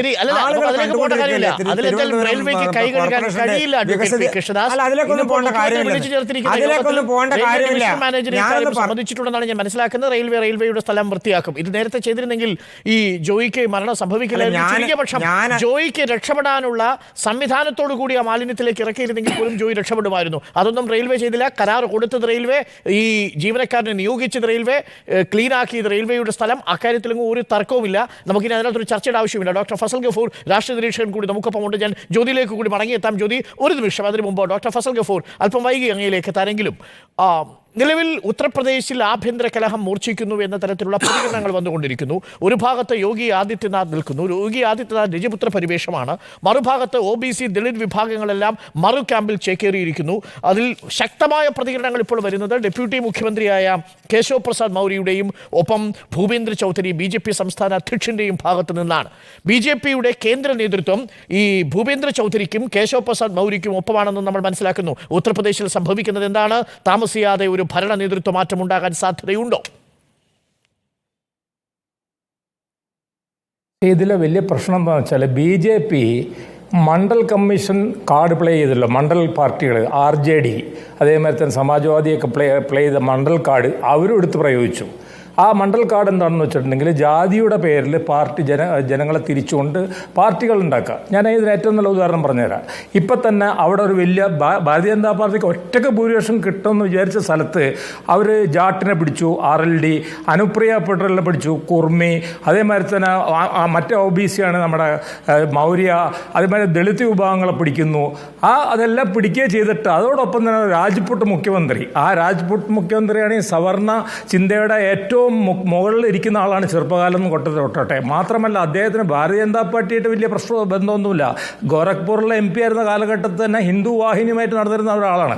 അദ്ദേഹത്തിന് ഉത്തർപ്രദേശിലെ പാർട്ടിയുമായിട്ടോ അല്ലെങ്കിൽ അതിന് മുമ്പ് ഭാരതീയ ജനതാ പാർട്ടി, നമ്മളെല്ലാം രാഷ്ട്രീയ നിരീക്ഷകരായിട്ടിരിക്കുകയല്ലേ, ഭാരതീയ ജനതാ പാർട്ടിയായിട്ട് എവിടെയാണ് ബന്ധം ഉണ്ടായിരുന്നതെന്ന് ചോദിച്ചാൽ അതിൻ്റെ കേന്ദ്ര നേതൃത്വമായിട്ട് ബന്ധമില്ല, ഉത്തർപ്രദേശിലെ അതിൻ്റെ നേതൃത്വമായിട്ട് ബന്ധമില്ലാതിരുന്നൊരു പാർട്ടി ഒരാളാണ് വെച്ചിരിക്കുന്നത്. അങ്ങനെ വെച്ചിരിക്കുന്ന ഒരു പാർട്ടി, ആ പാർട്ടി ജാതി സെൻസസ് നടപ്പാക്കൂല എന്നാണ് ഇദ്ദേഹം പറഞ്ഞിരിക്കുന്നത്. ഇലക്ഷന് മുമ്പ് ആരെങ്കിലും ഇങ്ങനെ പറയോ? ഒരു 3 മാസങ്ങൾക്ക് മുമ്പ് അദ്ദേഹം ശക്തമായിട്ട് പറയണം ഉത്തർപ്രദേശിൽ ഞങ്ങൾ നടപ്പാക്കില്ല എന്ന്. മറിച്ച് ബീഹാറിൽ നടപ്പാക്കിയിരിക്കുകയാണ്. അപ്പുറത്തെ ഭാഗത്തിരിക്കുമ്പോൾ ബീഹാറിൽ നടപ്പാക്കിയിട്ടുള്ള മന്ത്രിസഭയിലാണ് ബീഹാറിലെ BJP ഇരിക്കുന്നത്. അപ്പോൾ അങ്ങനെ വരുമ്പോൾ തീർച്ചയായിട്ടും അവിടെ OBCകളായിട്ട് വലിയൊരു ഏറ്റുമുട്ടലുണ്ടായിക്കൊണ്ടിരിക്കുകയാണ്. അതുകൊണ്ടാണ് ഇപ്പോൾ അനുപ്രിയ പട്ടേൽ അവർ ഇന്നലെ ഈ പ്രശ്നം ഉണ്ടാക്കിയത്. ഇത് സംഘടിതമായിട്ട് യോഗിക്കെതിരായിട്ടുള്ളൊരു നീക്കമാണ്. അനുപ്രിയ പട്ടേൽ സംസാരിക്കുന്നു, മൗര്യ സംസാരിക്കുന്നു, സഞ്ജയ് നിഷാദ്, അദ്ദേഹം മുക്വറുടെ പാർട്ടിയാണ്. ആ പാർട്ടിയാണ് നിഷാദ് എന്ന് പറയുന്ന മുക്വർ. അതെ, അത് മുക്കുവരുടെ പാർട്ടിയാണ്. അപ്പോൾ അവരെല്ലാവരും കൂടെ ഇപ്പോൾ ഒരു കാര്യം നമ്മൾ നിരീക്ഷിക്കുന്നതാണ്. നമ്മളിപ്പോൾ അവർ പാർട്ടിക്കുള്ളിൽ എന്ത് നടക്കുന്നു എന്നുള്ളത് അറിയുന്നില്ല. പിന്നെ രണ്ടാമത്തെ ഒരു കാര്യം, ഭാരതീയ ജനതാ പാർട്ടി എക്സ്ട്രീംലി ബാക്ക്വേർഡ് കമ്മ്യൂണിറ്റീസിന് സ്പെഷ്യൽ കാറ്റഗറൈസ് ചെയ്തുകൊണ്ട് ഇത് കൊടുക്കാം എന്ന് പറഞ്ഞിരുന്നു. EBC, അതായത് ബീഹാറിൽ നടപ്പാക്കിയിട്ടുള്ള EBC, എക്സ്ട്രീംലി, അതായത് നിതീഷ് കുമാറിൻ്റെ നേതൃത്വത്തിൽ യാദവ് അല്ലാത്ത പാർട്ടികൾക്കുള്ള റിസർവേഷനാണ്. അതായത് കേരള മോഡൽ റിസർവേഷനാണത്. അത് നമ്മൾ രാജ്നാഥ് സിംഗ് അവിടുത്തെ മുഖ്യമന്ത്രി ആയിരുന്ന കാലഘട്ടത്തിൽ നടപ്പാക്കാമെന്ന് പറഞ്ഞാൽ അത് നടപ്പാക്കിയിട്ടില്ല. അത് ഭാഗികമായിട്ട് മാത്രമേ നടപ്പാക്കിയിട്ടുള്ളൂ. അപ്പോൾ ഇത്തരത്തിലുള്ള വിഷയങ്ങളാണ് ഉള്ളത്. ഞാൻ പൊളിറ്റിക്കൽ മാത്രമേ പറയണം, അല്ല അവർ അത് ചെയ്തോ ഇത് ചെയ്തോ അല്ലെങ്കിൽ. പിന്നെ മൂന്നാമത്തെ വലിയൊരു കാര്യം, ഇത് എന്താണെന്ന് വെച്ചിട്ടുണ്ടെങ്കിൽ അവിടെ ഈ അയോധ്യ നടപ്പാക്കിയപ്പോൾ ഒരു പ്രത്യേക സവർണ വിഭാഗത്തിൻ്റെ തരത്തിലുള്ള രീതികളും മറ്റുള്ള കാര്യങ്ങളാണ് അത് നടപ്പാക്കിയത് അവിടെ. അതായത് ഇന്ത്യയിൽ എല്ലാം നടപ്പാക്കി വന്നിരിക്കുന്നത് നരേന്ദ്രമോദി തന്നെ നേരിട്ട് വന്നിട്ട് നടപ്പാക്കിയിരിക്കുന്നത്. അതുകൊണ്ടാണ് നമ്മുടെ ശങ്കരാചാര്യമാർ എതിർക്കുന്നത്. അത് നിങ്ങൾ മനസ്സിലാക്കേണ്ട ഒരു കാര്യം, ഹൈന്ദവ സമുദായത്തിൽ കൃഷ്ണഭക്തരുടെ സ്ഥലമുണ്ട്. എവിടെയാണ് ഈ കൃഷ്ണഭക്തർ കിടക്കുന്നത്? അയോധ്യയിൽ നിന്ന് 400 കിലോമീറ്റർ അപ്പുറത്ത് കിടക്കുന്ന പട്നയിൽ. അവിടെയാണ് മുമ്പ് ലാലു പ്രസാദ് യാദവ് അദ്ദേഹം പറഞ്ഞത് ഈ കൃഷ്ണ ജന്മഭൂമിയാണ്, അതുകൊണ്ട് അതിലൂടെ ലാൽ കൃഷ്ണ അദ്വാനിയുടെ രഥം പോകാൻ പാടില്ല എന്ന്. 400 കിലോമീറ്റർ ഉള്ളൂ അയോധ്യയിൽ നിന്ന്. ബീഹാറിലെ ഒരു മുഖ്യമന്ത്രിയും ഈ അയോധ്യ പരിപാടിയില്ല. അവിടെ മുഖ്യമന്ത്രി എന്ന് പറയുന്ന ആൾക്കാരൊക്കെ ഉള്ളവർ ആകെ പങ്കെടുത്തത് നിതിൻ റാം മാജി മാത്രമാണ്. അപ്പം നമ്മൾ മനസ്സിലാക്കേണ്ടത് ഈ ജാതി നമ്മൾ ഉപയോഗിക്കും, അല്ലെങ്കിൽ മതം നമ്മൾ ഉപയോഗിക്കും. ഇത് എല്ലാവർക്കും ബാധകമാണ് കേട്ടോ. ഇതിപ്പോൾ ഇനിയിപ്പോൾ BJPക്ക് മാത്രമല്ല, ഹൈന്ദവ മതത്തിന് മാത്രമല്ല. ഇവിടെ നമുക്ക് ജേക്കബായിട്ടും ഓർത്തഡോക്സും തല്ലുകൊടുത്തും കാണുന്നുണ്ട്, മുസ്ലിമുകളുടെ ഇടയിൽ ഇന്നും തല്ലുകൊടുത്തും കാണുന്നുണ്ട്, സമസ്തയുടെ മറ്റൊരായിട്ടൊക്കെ. അപ്പോൾ അതേമാതിരി ഈ ജാതിയും മതവും നമ്മൾ അധികം ഉപയോഗിക്കുമ്പോൾ അതിലെ ഉപജാതികളും ഉപമതത്തിൽപ്പെട്ടിട്ടുള്ള വിഭാഗീയതയൊക്കെ പുറത്തോട്ട് വരും. അത് കാരണമാണ്.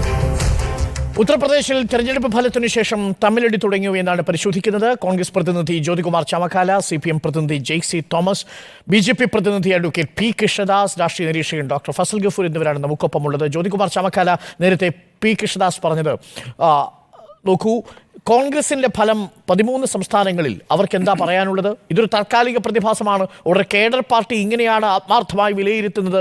അതിൽ ഇങ്ങനെ പുറത്തിരിക്കുന്നവർക്ക് അടിയെന്ന് തോന്നും. ഇതൊരു വിമർശനമാണ്. ആ വിമർശനം എന്ന് പറയുന്നത് പാർട്ടി ഉൾക്കൊള്ളും. വരും ദിവസങ്ങളിൽ ഈ വോട്ടിംഗ് പാറ്റേൺ കുറയാത്തതുകൊണ്ടും വോട്ടിംഗ് ശതമാനം കുറയാത്തതുകൊണ്ടും പാർട്ടി ശക്തമായി 2027 അധികാരത്തിൽ വരും എന്ന ആത്മവിശ്വാസമാണ് P കൃഷ്ണദാസ് പ്രകടിപ്പിച്ചത്. ജ്യോതികുമാർ, ഇവിടെ അരുണെ, നമ്മളിപ്പോൾ ചർച്ച ചെയ്യുമ്പോൾ ഈ തെരഞ്ഞെടുപ്പിന് ശേഷവും അതിനുശേഷവും ഇപ്പോൾ ഏറ്റവും അവസാനം നടന്നിട്ടുള്ള 13 ഉപതെരഞ്ഞെടുപ്പുകളിലേക്ക് നടന്നുള്ള റിസൾട്ടും എല്ലാം നമ്മൾ ചർച്ച ചെയ്തതാണ്. അതിനെക്കുറിച്ചെല്ലാം ഘോരഘോരം സംസാരിച്ചിട്ടുണ്ട്. ഇടതുപക്ഷത്തിൻ്റെ പരാജയത്തെ സംബന്ധിച്ചും കോൺഗ്രസിനും മറ്റ് സംസ്ഥാനങ്ങളുണ്ടായ പരാജയത്തെ സംബന്ധിച്ചും ദേശീയ തലത്തിൽ BJP വീണ്ടും അധികാരത്തിൽ വന്നതിനെ സംബന്ധിച്ചും ഒക്കെ നമ്മൾ ഒരുപാട് ചർച്ച ചെയ്തിട്ടുണ്ട്. അതൊക്കെ ഇപ്പം നമ്മൾ ചർച്ച ചെയ്യാനിടയായ വിഷയം BJPയുടെ UP ഘടകത്തിലുണ്ടായിട്ടുള്ള ഉൾപോരും ആ ഉൾപോരിനെ തുടർന്ന് വന്നിട്ടുള്ള പരസ്യ പ്രസ്താവനകളും റിപ്പോർട്ട് സമർപ്പിക്കലും ദേശീയ നേതൃത്വത്തെ മാറി മാറി കാണുന്നതുമായി ബന്ധപ്പെട്ട വിഷയങ്ങളെ സംബന്ധിച്ചാണ്. ഒരു വിഷയം ഉണ്ടാകും, നമുക്കിപ്പോൾ ഉൾവിളി ഉണ്ടായതല്ലോ ഇന്ന് വൈകുന്നേരം എന്നാൽ UP എടുത്ത് ചർച്ച ചെയ്ത് കളയാമെന്ന്. അപ്പോൾ UPയിലെ BJPയുടെ പരാജയത്തെ സംബന്ധിച്ചും അവിടുത്തെ ഉൾപോരിനെ സംബന്ധിച്ചും ചർച്ച ചെയ്യാനിടയായ സാഹചര്യം ഉണ്ടാക്കിയത് BJPയുടെ നേതാക്കന്മാരാണ്. അവരെ സംബന്ധിച്ച് അവർ ദേശീയ നേതൃത്വത്തെ കാണുന്നു. ഇവിടെ നമ്മൾ ചർച്ച ചെയ്യുമ്പോൾ ഇത് ആലോചിക്കേണ്ട, അദ്ദേഹം കുറേ കാര്യങ്ങൾ പറഞ്ഞു പോയി. ഞാൻ അതിൻ്റെ വിശദാംശങ്ങളിലേക്കൊന്നും പോകുന്നില്ല. അദ്ദേഹം പറഞ്ഞത് സ്ഥാനാർത്ഥിയെ തീരുമാനിച്ചത് ആരാണെന്ന ചോദ്യം മോദി ഭക്തർ നമ്മുടെ യോഗി ആദിത്യനാഥിൻ്റെ അനുയായികൾ ചോദിക്കുമ്പോൾ സ്വാഭാവികമാണ്, എല്ലാ പാർട്ടികളിലും അങ്ങനെയൊക്കെയാണ് തീരുമാനിക്കാറുള്ളത്. പക്ഷേ ആ തീരുമാനിക്കുന്നതിനുള്ള സ്വാധീനം അല്ലെങ്കിൽ അതിൽ ആരുടെ ഭാഗത്തുനിന്ന് പറയുന്നതാണ് കേൾക്കുന്നതിനെ സംബന്ധിച്ചൊക്കെ നമുക്കറിയാം. ഇന്റേണൽ പൊളിറ്റിക്സ് അറിയാവുന്നവർക്കും ഇത് കേൾക്കുന്നവർക്കൊക്കെ ബോധ്യം. അതുകൊണ്ട് തന്നെ പാർലമെന്ററി ബോർഡ് എന്ന് പറയുന്നത് സാങ്കേതികമായി പറയാമെങ്കിലും അതിനപ്പുറത്തേക്ക് കാര്യങ്ങളുണ്ട്. ഇവിടെ അദ്ദേഹം ഏറ്റവും ഗതികെട്ടപ്പോൾ അദ്ദേഹം പറയുന്നുണ്ട് UPയിലെ രാഷ്ട്രീയം അവരോട് ചർച്ച ചെയ്തോളൂ, നമ്മളിവിടെ ചർച്ച ചെയ്യേണ്ടതാണ്. അപ്പോൾ അത് തന്നെയാണ് കേരളത്തിലെ BJP പ്രതിനിധികൾക്ക് പോലും ഈ വിഷയത്തിലുണ്ടായിരിക്കുന്ന അമ്പരപ്പും അഥവാ ഈ വിഷയത്തിലുണ്ടായിരിക്കുന്ന ബുദ്ധിമുട്ടും നമുക്ക് മനസ്സിലാകുന്നുണ്ട്. ഞാൻ അതിലേക്ക് പോകുന്നില്ല, കാരണം മറ്റ് ഗതികേടാണല്ലോ. ഏതായാലും ഇവിടെ പിന്നെ നമ്മളിപ്പോൾ ഇവിടെ ചർച്ച ചെയ്യുമ്പോൾ അദ്ദേഹം പറഞ്ഞ കുറേ കാര്യങ്ങളുണ്ട്. അവിടെ ദേശീയ നേതൃത്വത്തിൽ ഈ അമിത്ഷാ മോദി കൂട്ടുകെട്ടിന് എതിരായി വരാൻ സാധ്യതയുള്ള മുഴുവൻ ആളുകളെ ഒന്നിനു പുറകെ ഒന്നായി അരിഞ്ഞു വീഴ്ത്തിക്കൊണ്ടിരിക്കുന്ന കഥയും നമുക്കറിയാം. ഇവിടെ മധ്യപ്രദേശിൽ ഭൂരിപക്ഷം ലഭിച്ചിട്ടും ശിവരാജ് സിംഗ് ചൗഹാനെ മാറ്റി നിർത്തിയതും പുതിയ മുഖ്യമന്ത്രിമാരെ കൊണ്ടുവന്നതും പിന്നെ 75 വയസ്സ് കഴിഞ്ഞതിന് ശേഷവും അദ്ദേഹം തുടരുമോ എന്ന ചോദ്യത്തിന് ഇപ്പോഴും മറുപടി പറയാത്തതും ആ പ്രസക്തമായ ചോദ്യം ജയിലിൽ നിന്ന് പുറത്തു വന്നപ്പോൾ ആം ആദ്മി പാർട്ടിയുടെ അരവിന്ദ് കെജ്രിവാൾ ചോദിച്ചതും തുടർന്ന് UPയിലുണ്ടായിരിക്കുന്ന ഇലക്ഷൻ റിസൾട്ടും ഉൾപ്പെടെയുള്ള കാര്യങ്ങൾ ഇതൊക്കെ ചർച്ച ചെയ്യപ്പെടേണ്ട വിഷയമാണ്. ഇന്ത്യയുടെ രാഷ്ട്രീയ ഭൂപടത്തിൽ വിഷയമാകുന്ന വിഷയങ്ങൾ തന്നെയാണ്. അപ്പോൾ അതുകൊണ്ടാണ് ഇത്തരത്തിൽ ചർച്ചകൾ വരുന്നത്. ഈ ചർച്ചകൾ വരുമ്പോൾ അതിൻ്റെ വംശീയമായ ജാതീയമായ അതിൻ്റെ ബാക്ക്ഗ്രൗണ്ടിനെ കുറിച്ചൊക്കെ ശ്രീ ഫസൽ ഗഫൂർ പറഞ്ഞതുകൊണ്ട് ഞാൻ അതിലേക്ക് കിടക്കുന്നില്ല. അവിടെയാണ് ഈ രണ്ടുപേരും ചേർന്നുകൊണ്ട് ഇപ്പോൾ കല്യാൺ സിംഗ് യു പിയിൽ മുഖ്യമന്ത്രിയായിട്ടുണ്ട്, രാജ്നാഥ് സിംഗ് യു പിയിൽ മുഖ്യമന്ത്രിയായിട്ടുണ്ട്, അതിനുശേഷം യോഗി ആദിത്യനാഥ് വന്നിട്ടുണ്ട്. അപ്പോൾ അവിടെയൊന്നും ഇല്ലാത്ത ഒരു പ്രത്യേകത ദേശീയ തലത്തിൽ കൂടി 2 തവണ കഴിഞ്ഞ് 3-ാം തവണയിലേക്ക് അധികാരത്തിൽ വരുമ്പോൾ കോൺഗ്രസിനെ സംബന്ധിച്ച് 13 സ്റ്റേറ്റുകളിൽ വട്ടപൂജ്യമായതിനെ കുറിച്ച് പറയുമ്പോൾ ഞങ്ങൾ നേതൃത്വം നൽകിയ മുന്നണി, നിങ്ങൾ എഴുതി തള്ളിയിരുന്ന മുന്നണി, നിങ്ങൾ എല്ലാ സംവിധാനവും ഉപയോഗിച്ചുകൊണ്ട് തകർക്കാൻ ശ്രമിച്ചപ്പോഴും ഞങ്ങളും നിങ്ങളും തമ്മിലുള്ള അന്തരം ഏതാനും സീറ്റുകളിലേക്ക് എത്തിപ്പെടുന്ന രീതിയിലേക്ക് അപ്രതീക്ഷിതമായി നോക്കൂ. ചരിത്രത്തിൽ ആദ്യമായിട്ട് എക്സിറ്റ് പോളുകൾ അപ്പാടെ ഈ സർക്കാരിനോടൊപ്പം നിൽക്കുന്നത്. അപ്പോൾ എക്സിറ്റ് പോളിൽ പോലും സ്വാധീനം നടത്തുന്ന ദേശീയ നേതൃത്വം, ആ ദേശീയ നേതൃത്വത്തെയും ഇന്ത്യയിലെ ജനങ്ങൾ പ്രബുദ്ധരാണെന്ന് തെളിയിച്ചുകൊണ്ടാണ് ഞങ്ങൾ നിങ്ങളും തമ്മിലുള്ള അന്തരം വളരെ കുറഞ്ഞു വന്നിട്ടുള്ളത്. അപ്പോൾ ഞങ്ങൾക്ക് ജയത്തോടം പിന്നുന്ന തോൽവിയാണ് ഞങ്ങൾക്കുണ്ടായിട്ടുള്ളതെന്ന കാര്യത്തിൽ ഒരു തർക്കവുമില്ല. ഇവിടെ നിങ്ങളുടെ പതനം ആരംഭിക്കുകയാണ്. നോക്കൂ, അതിനുശേഷം നടന്നുള്ള 13 സീറ്റുകൾ, 13 ബൈ ഇലക്ഷനിലേക്ക് നടന്നിട്ടുള്ളതിൽ 10 സ്ഥലത്തും ജയിക്കാൻ കഴിഞ്ഞത് ഇന്ത്യ മുന്നണിക്കാണ്. 2 സ്ഥലത്ത് മാത്രമാണ് BJP ജയിക്കാൻ കഴിഞ്ഞത്. BJP അട്ടിമറിച്ച സംസ്ഥാനത്തിൽ പോലും അട്ടിമറിക്കാൻ ശ്രമിച്ച സംസ്ഥാനത്തിൽ പോലും ഞങ്ങൾക്ക് ഭരണം തുടരത്തക്ക രീതിയിലുള്ള ജനവിധി ഉണ്ടായിരിക്കുന്നു. ഇത് നിങ്ങൾ ഒരു ദിശാസൂചികയായി കണക്കാക്കണം. ഇനി വരാൻ പോകുന്ന 10 സീറ്റുകളിലേക്ക് നടക്കാൻ പോകുന്ന നടക്കാൻ പോകുന്ന 10 നിയമസഭാ മണ്ഡലങ്ങളിൽ 5 എണ്ണം ഇന്ത്യ മുന്നണിയുടെ കയ്യിലാണ്, 5 എണ്ണം NDയുടെ കൈകളിലുമാണ്. ഇതിൽ എത്ര നഷ്ടപ്പെടും, എത്ര എണ്ണം തിരിച്ചു പിടിക്കുമെന്നുള്ളതാണ് ചോദ്യം. അതെ, തീർച്ചയായിട്ടും അവിടെയാണ് SP-യും കോൺഗ്രസും ചേർന്നുള്ള ഞങ്ങളുടെ സഖ്യകക്ഷി ഉൾപ്പെടെയുള്ള ഇന്ത്യ മുന്നണി അവിടെ ശക്തമായ തിരിച്ചുവരവ് വരും. യോഗി ആദിത്യനാഥ് ഈ 10 ഇടങ്ങളിൽ 7 ഇടത്ത് ഇന്ത്യ മുന്നണി വിജയിക്കുകയാണെങ്കിൽ യോഗി ആദിത്യനാഥ് ഖതം. അഡ്വക്കേറ്റ് പി കൃഷ്ണദാസ്, അങ്ങനെ കരുതാമോ? നരേന്ദ്രമോദിയുടെ പിൻഗാമി, ഇനി വരാൻ പോകുന്നത് ഒരു ഹിന്ദു സ്റ്റേറ്റ്, ഉത്തർപ്രദേശ് ഒരു ഹിന്ദു സ്റ്റേറ്റ് ആയതിന് പുറമെ ഇന്ത്യയെ ഒരു ഹിന്ദു രാഷ്ട്രമാക്കി മാറ്റാൻ യോഗി ആദിത്യനാഥ് കഷായ വസ്ത്രവുമായി ജൻപഥിലേക്ക് പോകുന്ന കാഴ്ചകളൊക്കെ സ്വപ്നം കണ്ടിരുന്നവരൊക്കെ ആ സ്വപ്നം അവസാനിപ്പിക്കാറായോ? യോഗി ആദിത്യനാഥിന്റെ കാലം കഴിഞ്ഞോ? ശ്രീ അരുൺ, BJPയിലെ ഏറ്റവും പ്രധാനപ്പെട്ട മുതിർന്ന നേതാക്കന്മാരിൽ ഒരാളാണ് ശ്രീ യോഗി ആദിത്യനാഥ്. അദ്ദേഹം ഉത്തർപ്രദേശിൻ്റെ മുഖ്യമന്ത്രി എന്നുള്ളത് മാത്രമല്ല, രാജ്യത്തെ പ്രധാനപ്പെട്ട തെരഞ്ഞെടുപ്പ് വേദികളിലെല്ലാം BJPക്ക് വേണ്ടി ശക്തമായി പ്രചരണം നടത്തുന്ന താരപ്രചാരകരിൽ ഒരാളാണ്. BJP കാലാകാലങ്ങളിൽ ചർച്ച ചെയ്ത് തീരുമാനിക്കുന്നതിനനുസരിച്ച് ആ സംസ്ഥാനത്തിൻ്റേതാണെങ്കിലും ദേശീയ തലത്തിലാണെങ്കിലും ഞങ്ങളെടുക്കുന്ന നയത്തിനനുസരിച്ച് ആളുകളുടെ വ്യക്തികളെ സംബന്ധിച്ച് എന്നുള്ളതല്ല, സംഘടനാപരമായി എടുക്കുന്ന തീരുമാനങ്ങൾക്കനുസരിച്ച് വ്യക്തികൾക്ക് മാറ്റമുണ്ടാകും. പക്ഷേ ഞങ്ങളെടുക്കുന്ന നിലപാടുകൾ, അതിനനുസരിച്ച് നിൽക്കുന്ന സംവിധാനങ്ങൾ, ആ സംവിധാനത്തിൻ്റെ അടിസ്ഥാനത്തിലാണ് BJPയുടെ സംഘടനാ പ്രവർത്തനങ്ങളെല്ലാം നടക്കുന്നത്. അതിൻ്റെ അടിസ്ഥാനത്തിലാണ് ഞങ്ങൾ തെരഞ്ഞെടുപ്പിനെ നേരിടുന്നത്. BJP എത്രയോ തെരഞ്ഞെടുപ്പുകൾ നേരിട്ടിരിക്കുന്നു, എത്രയോ തെരഞ്ഞെടുപ്പുകൾ ഞങ്ങൾ പരാജയപ്പെട്ടിരിക്കുന്നു, എത്രയോ സ്ഥലങ്ങൾ ഞങ്ങൾ വിജയിച്ചു വന്നിരിക്കുന്നു. 4-3 ഭൂരിപക്ഷത്തോടെ BJP വിജയിച്ച സാഹചര്യം നേരത്തെ ഉത്തർപ്രദേശിൽ ഉണ്ടായിട്ടുണ്ട്. അതിനുശേഷം സീറ്റുകൾ കുറയുന്ന സാഹചര്യം ഉണ്ടായിട്ടുണ്ട്. നിങ്ങൾ ക്യാമ്പയിൻ തുടങ്ങിയത്, നിങ്ങളുടെ പ്രാണപ്രതിഷ്ഠ, ഈ രാജ്യമൊട്ടാകെ നിങ്ങൾ നടത്തിയ പ്രചരണം എല്ലാം ഉത്തർപ്രദേശിലെ അയോധ്യയുടെ മണ്ണിൽ ചവിട്ടിരുന്നുകൊണ്ടായിരുന്നു. അവിടെ നിങ്ങളെ രാംലല്ല വീഴ്ത്തി, ലല്ലു സിംഗിനെ വീഴ്ത്തി, അവിടെ അവധേഷിനെ വിജയിപ്പിച്ചു. അതുപോലും നിങ്ങൾക്ക് തിരിച്ചറിയാൻ കഴിയുന്നില്ലേ കൃഷ്ണപ്രസാദ്? അരുൺ, ഞങ്ങൾ ഓരോ തെരഞ്ഞെടുപ്പ് കഴിയുമ്പോഴും അടുത്ത തെരഞ്ഞെടുപ്പിലേക്കുള്ള പ്രവർത്തനം തുടങ്ങുന്നത് ആ തെരഞ്ഞെടുപ്പ് കഴിയുന്ന സമയം മുതലാണ്. അതുകൊണ്ടാണ് നേരത്തെ അരുൺ സൂചിപ്പിച്ചപ്പോൾ ഞാൻ സൂചിപ്പിച്ചത്, ഈ പാർലമെന്റ് തെരഞ്ഞെടുപ്പ് കഴിഞ്ഞപ്പോൾ BJPക്ക് ഉത്തർപ്രദേശിൽ നിന്ന് മാത്രമല്ല കേരളമടക്കമുള്ള സംസ്ഥാനങ്ങളിൽ ഞങ്ങളുടെ അടുത്ത തെരഞ്ഞെടുപ്പിനുള്ള പ്രവർത്തനം താഴെത്തട്ടിൽ ത്രിതല പഞ്ചായത്ത് സംവിധാനത്തിലാണെങ്കിലും ഉപതെരഞ്ഞെടുപ്പുകളിലാണെങ്കിലും വരാൻ പോകുന്ന അസംബ്ലി തെരഞ്ഞെടുപ്പുകളിലാണെങ്കിലും ഒക്കെ അതിന് വേണ്ടിയിട്ടുള്ള പ്രവർത്തനം കഴിഞ്ഞ തെരഞ്ഞെടുപ്പ് അവസാനിക്കുന്ന ദിവസം മുതൽ തുടങ്ങിക്കഴിഞ്ഞിരിക്കുന്നു. അപ്പൊ ഞങ്ങൾ ആ യോഗി ആദിത്യനാഥിനെ ഉത്തർപ്രദേശിലെ പാർട്ടി തന്നെ നിരാകരിക്കുന്നു. ഇനി നിങ്ങൾ ആരെ എടുത്ത് കാണിക്കും സാർ? അരുൺ, അത് ഒരു വ്യാമോഹം മാത്രമാണ്. BJP ഞങ്ങൾ മുന്നോട്ട് പോകുന്ന ആശയത്തിനും രാഷ്ട്രീയത്തിനും പ്രവർത്തനം. ഒറ്റ മിനിറ്റ്.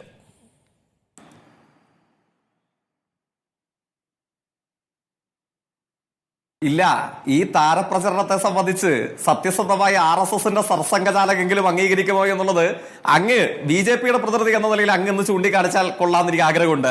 RSS സർസംഘചാലക അങ്ങയുടെ പ്രധാനമന്ത്രിയെ വരെ തള്ളിപ്പറഞ്ഞിരിക്കുന്നു. അല്പ നിമിഷങ്ങൾക്ക് മുമ്പ് ഇന്ത്യൻ ദേശീയ മാധ്യമങ്ങളുടെ ഓൺലൈൻ പോർട്ടലുകളിൽ ഇടം പിടിച്ച വാർത്ത ഇവിടെ അവതാരകനും ഞാനും ചൂണ്ടിക്കാണിച്ചു. RSS സർസംഘചാലകന്റെ പ്രസ്താവനയെ സംബന്ധിച്ച് അങ്ങേക്കൊരു വാക്കുരിയാടാനില്ലല്ലോ, അങ്ങേക്കൊരു അക്ഷരം പ്രതികരിക്കാനില്ലല്ലോ. ഇനിയിപ്പോൾ അങ്ങ് വീണ്ടും താരപ്രചാരക പദവി ഈ സംഘത്തിന് ആനയിച്ചു കൊടുക്കുകയാണോ? ആ താരപ്രചാരക പദവിയെ അന്നാട്ടിലെ ജനങ്ങൾ തന്നെ തിരസ്കരിച്ചിരിക്കുന്നു. ജനാധിപത്യ രാഷ്ട്രീയത്തിന്റെ ചവിറ്റുകൊട്ടയിലേക്ക് എക്കാലത്തേക്കും വലിച്ചെറിയപ്പെട്ടിരിക്കുന്നു. അതേ തുടർന്നാണ് താരപ്രചാരകനെതിരെ താരപ്രചാരകന്റെ നാട്ടിൽ നിന്ന് തന്നെയുള്ള ഉപമുഖ്യമന്ത്രി, സംസ്ഥാന അധ്യക്ഷൻ നിലകളിൽ പ്രവർത്തിക്കുന്ന പ്രതികരിക്കാൻ കേരളത്തിലെ ജനങ്ങൾ നിങ്ങളുടെ പ്രചരണത്തെ അംഗീകരിച്ചോ? അങ്ങ് കേരളത്തിലെ ജനങ്ങൾ നിങ്ങളുടെ പ്രചരണത്തെ അംഗീകരിച്ചോ? കേരളത്തെ കുറിച്ചാണ് ചോദിക്കുന്നത്. ഞാൻ കേരളത്തിലെ കാര്യം ചോദിക്കുമ്പോൾ നിങ്ങൾ കേരളത്തിലെ ജനങ്ങൾ അംഗീകരിച്ചോ? ഓക്കെ, നമുക്കത് രണ്ടാം ഘട്ടത്തിൽ ചർച്ച ചെയ്യാം. നമ്മൾ നേരത്തെ ഒരുപാട് ചർച്ചകളാണ് അതായിരിക്കണം വിഷയം എന്നേ ഉള്ളൂ. നമുക്ക് കാത്തിരിക്കാം താരം ചാരമാകുമോ, താരം കൂടുതൽ പ്രകാശിക്കുമോ എന്നുള്ളത്. ഡോക്ടർ ഫസൽ ഗഫൂർ, രാഷ്ട്രീയ നിരീക്ഷകൻ, നന്ദി. Advocate P Krishnadas, Jaicy Thomas, Jyothikumar Chamakkala ചർച്ചയിൽ ചെന്നത്. ഇനി കാണാം.